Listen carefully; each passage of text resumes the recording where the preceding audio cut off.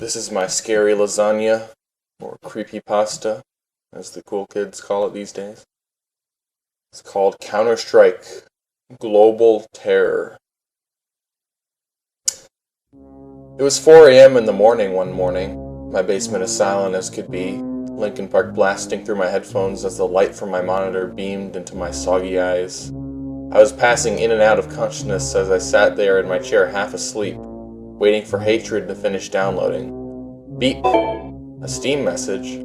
I immediately lunged toward my monitor. Why would my parents be online at 4 a.m.? Did I do something wrong? A glance at the new Steam chat window proved otherwise. I had received an invitation to play Counter-Strike Global Offensive from somebody. They had no name, no profile picture, and were not on my friends list. I right-clicked to view their profile, but it would just redirect me back to the Steam store, indicating it did not exist. Must be a glitch, I figured.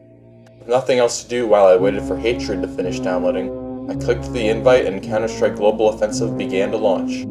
It was taking an incredibly long time to load. Strange, I thought. I haven't played it in a while, so that's probably why. But I was wrong. Upon reaching the main menu, there was no music or sound at all. I went into the settings and tried adjusting the volume slider, but as I turned it up, all I could hear was white noise, so I left it down. But wait a minute, I got invited to a game, shouldn't it connect me to a multiplayer match? That's a weird glitch, I thought.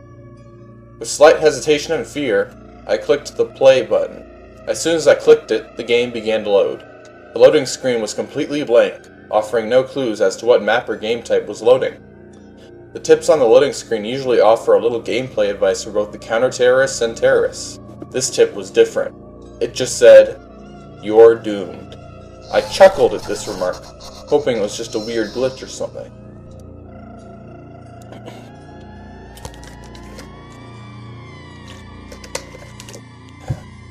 It wasn't.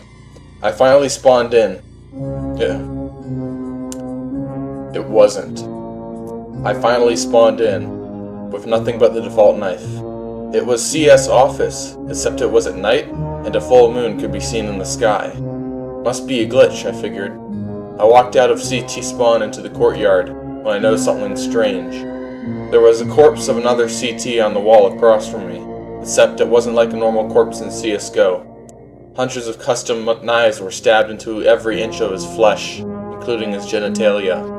The corpse was incredibly mutilated and strangely realistic looking compared to a normal corpse in this game. As I approached the corpse, blood began to seep out from underneath the corpse and onto the snow, but something was really wrong. The blood began to pour out of the corpse, slowly painting the courtyard blood red. My heart rate increased as I watched this happen, and sweat began to drip from my forehead. This wasn't normal. I felt paranoid, like the corpses in the game were watching me.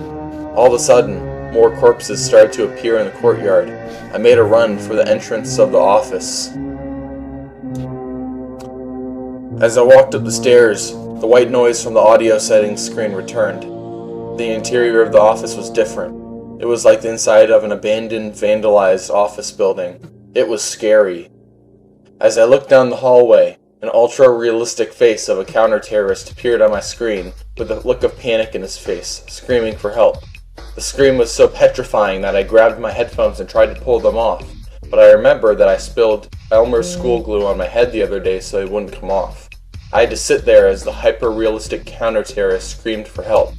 I cried. The face disappeared and I kept moving, but the white noise became louder. I walked down the hallway toward the elevators, both of which were out of service. I pressed the elevator button, and hyper-realistic blood gushed out of it, so I made my way towards T-Spawn. T-Spawn was exactly how I expected it, except it was abandoned and more scary.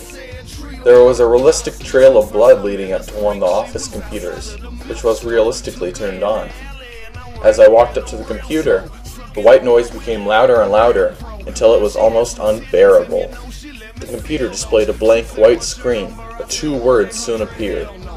Look behind you. At this point, I wanted out.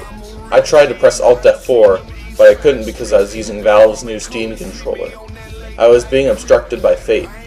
I turned around, but there wasn't anything there, so I turned back to face the computer monitor. A hyper-realistic video feed appeared on the monitor. It was of me, sitting in my chair, playing the game in real time. I got out of my chair and turned off the camera that was filming me and sat back down to continue playing. But something was wrong. I heard footsteps walk up to me in-game.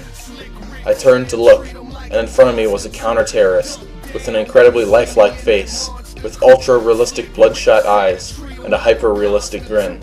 He teleported behind me in a flash, unsheathed his katana, and stabbed me in the back. But I didn't die. My character kept making terror-realistic sounds of absolute agony as he stabbed me in the back repeatedly. The screen faded to black as the white noise pounded against my ears. "Terrorists win," it says. The game then closed. I am writing this from my hospital bed, after being in a video game-induced coma for 2 weeks. I uninstalled Counter-Strike and deleted my computer forever. If anyone on Steam with a blank name ever invites you to a game, don't accept it. You could end up like me.